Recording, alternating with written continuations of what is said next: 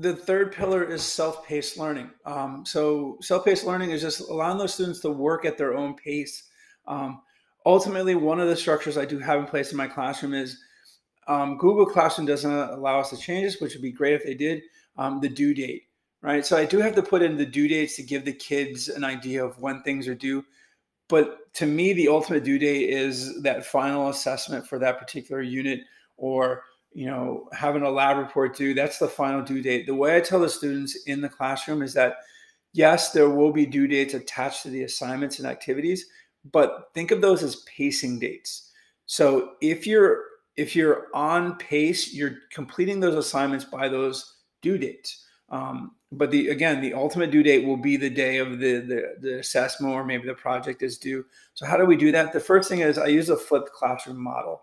So students are asked to watch the videos before they come into class. We have a conversation in class, and then they're given the assignments. So again, if students don't watch the videos then that's one of the first things they have to do when they come into the classroom.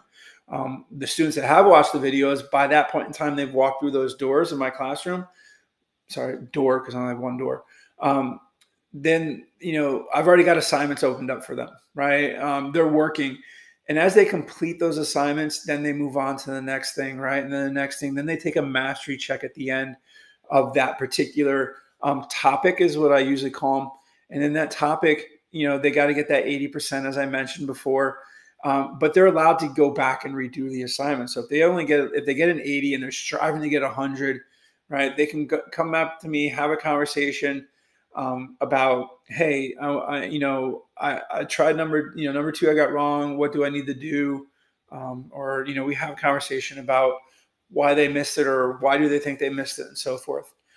Self-paced learning also allows you to easily differentiate. Because learners are at various stages along the way. You could have some students that are still struggling watching the videos, getting those notes down, or even just struggling with the practices, where you can group them together, or you can, have them sit together, and then they kind of work together again, that collaborative environment to help each other. And then finally, don't think this is like completely hands off as a teacher, but you do have some control, because the way I set it up, my mastery checks are Google Forms, but I only allow one attempt. And what that does is it forces students to actually have to come up to me and talk to me about, like, hey, I need to open up an assignment. And I see when I first started this at the beginning of last year, one thing I noticed that kids were taking like 6, 7, 8 attempts without even coming to talk to me.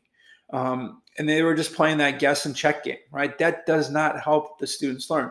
But by limiting it to one attempt, what happened was students were now forced to come up and talk to me.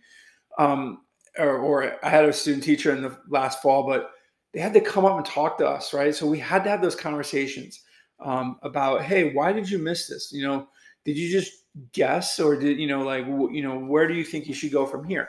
But one of the things is we also have tracking, progress tracking.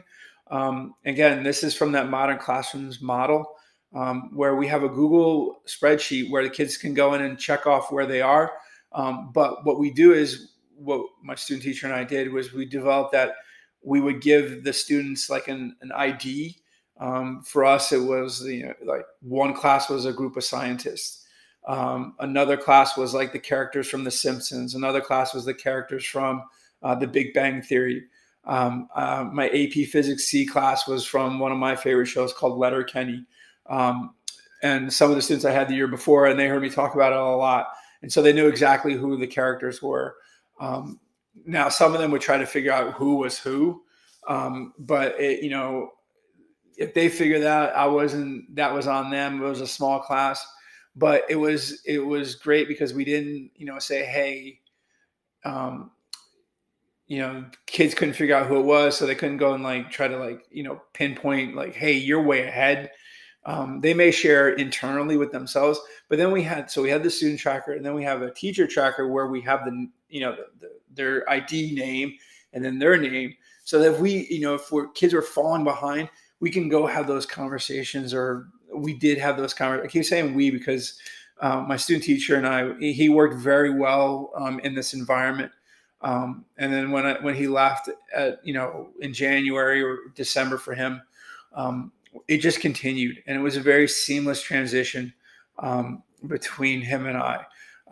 Now some students had to get used to me again because he was, like I had them for a little bit, and then he took over the classes.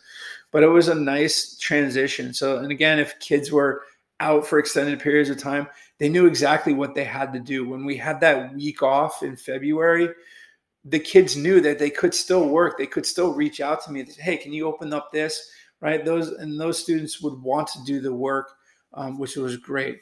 And so again, this environment, this self-paced learning is tremendous because of different things you can do to help those students out.